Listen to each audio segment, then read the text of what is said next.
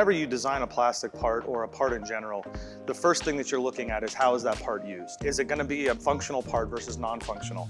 Is it going to be under stress? Is it going to be in an environment that is going to be exposed to chemicals or sunlight? And then also when you start looking at manufacturing, you have to look at things like volume and cost to actually produce it. All of that kind of stuff goes into actually designing a part for manufacturability. We have things like FEA, which is finite element analysis.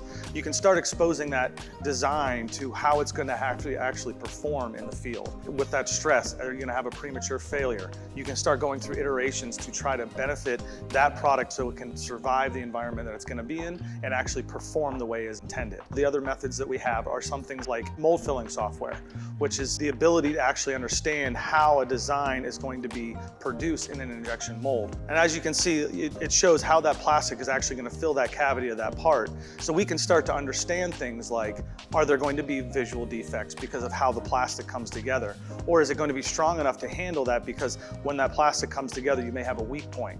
So you can start doing iterations to understand if we change the design of the tool or the part, you can start to get better effects of how it's going to perform. So the biggest thing it should instill is confidence. The thing that DFM does is it gives you confidence that you're going to end up producing the highest quality part the first time.